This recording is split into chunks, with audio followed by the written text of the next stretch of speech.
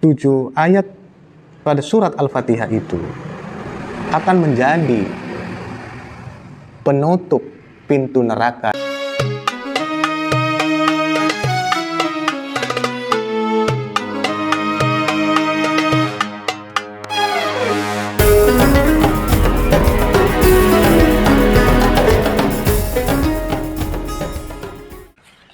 Assalamualaikum warahmatullahi wabarakatuh. Alhamdulillahirabbil alamin. Allahumma sholli ala sayyidina Muhammadin wa ala alihi wa ashabihi ajma'in. Amma ba'du. Para pemirsa channel YouTube Raja dan Keluarga yang dimuliakan oleh Allah Subhanahu wa taala. Alhamdulillah, episode kedua dari program Tadarus Usbu'i dapat hadir kembali di hadapan para pemirsa semua. Semoga kita selalu istiqomah dekat dengan Al-Quran, sehingga Allah Subhanahu wa ta'ala menurunkan barakah, ma'onah kepada kita semuanya, sehingga kita tetap dalam keadaan Islam dan iman. Pada episode yang kedua ini, saya akan membacakan surat Al-Baqarah. Namun sebelum itu, seperti apa yang saya sampaikan pada pertemuan sebelumnya, bahwa saya akan sedikit menjelaskan tentang surat Al-Fatihah yang kita baca pada episode sebelumnya.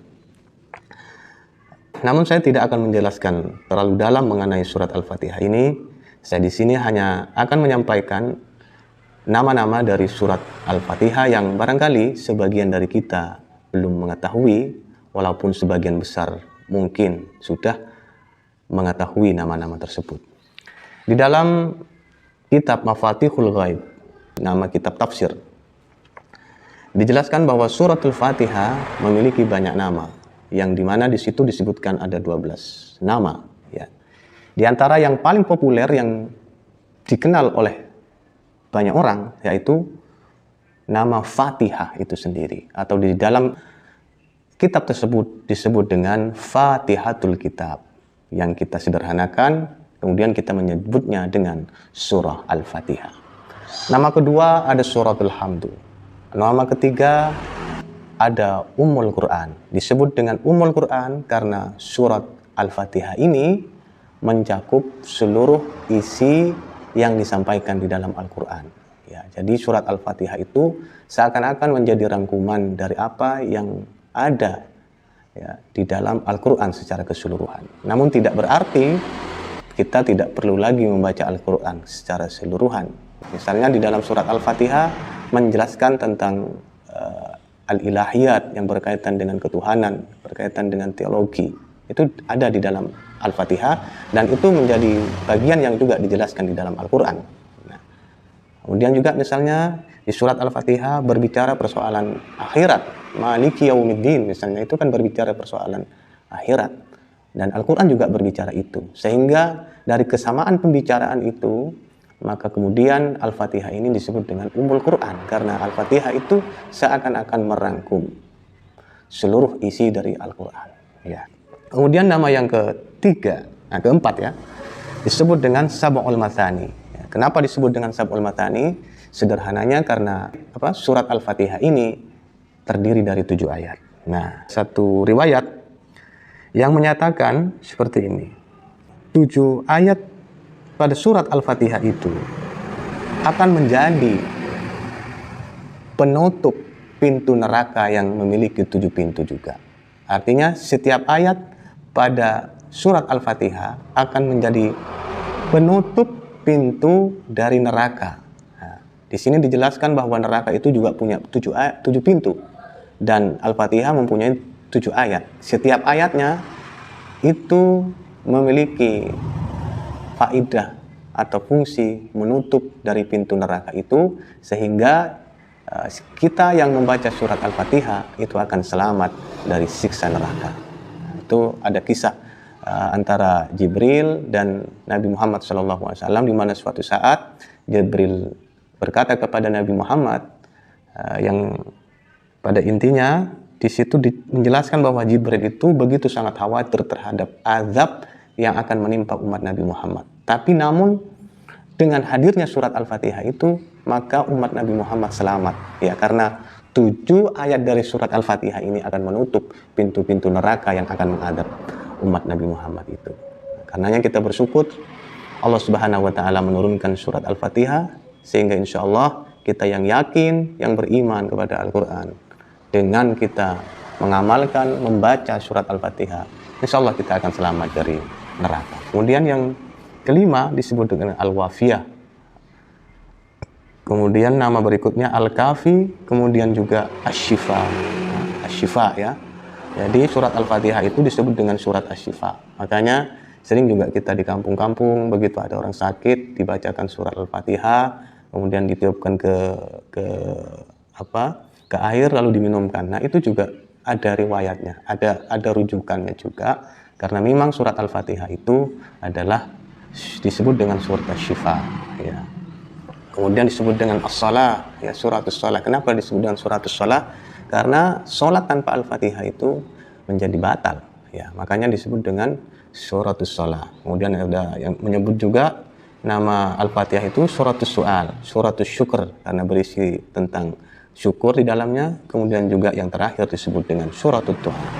Nah, dijelaskan di dalam surat Mafatihul Ghaib banyaknya nama-nama yang dihubungkan, dilekatkan kepada surat Al-Fatihah ini menunjukkan bahwa surat Al-Fatihah ini adalah surat yang cukup mulia dan agung di sisi Allah Subhanahu wa taala. Nah, demikian kiranya penjelasan sederhana dan ini semoga menjadi pemicu bagi kita semuanya untuk lebih mendalam lagi memahami suratul Fatihah. Di sini saya hanya menyampaikan sekilas secara sederhana, adapun penjelasan yang lebih mendalam, mencarinya sendiri, belajar kepada mereka yang lebih mengetahui, kepada para kiai, kepada para ustadz misalnya. Nah, itu akan menambah kedalaman pemahaman saudara-saudara mengenai surat Al-Fatihah ini.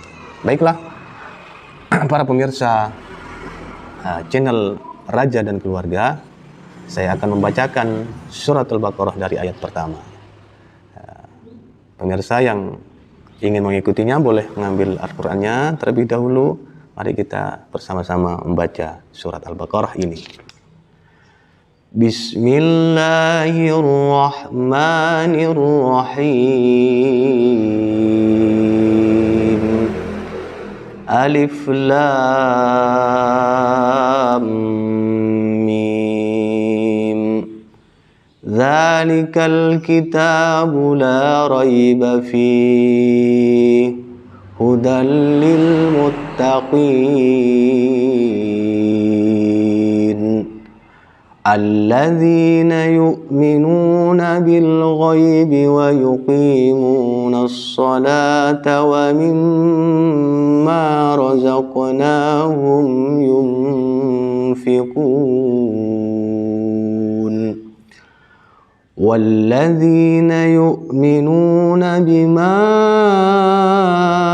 أنزل إليك وما أنزل من قبلك وبالآخرة هم يوقنون أولئك على هدى من ربهم وأولئك هم المفلحون إن الذين كفروا سواء عليهم أأنذرتهم أم لم تنذرهم لا يؤمنون ختم الله على قلوبهم وعلى سمعهم وعلى أبصارهم غشاوة ولهم عذاب عظيم صدق الله العظيم وصدق رسوله النبي الكريم ونحن على ذلك من الشاهدين Walhamdulillahi Rabbil Alamin. Demikianlah para pemirsa Tadarus pada episode kali ini. Mengenai penjelasan ayat-ayat yang kita baca, insya Allah saya akan menyampaikan sekilas juga di pertemuan Tadarus yang akan datang. Terima kasih atas segala perhatian dan sampai jumpa kembali di Tadarus Usbu'i berikutnya. Adanallahu wa iyyakum ajmain. Wassalamualaikum warahmatullahi wabarakatuh.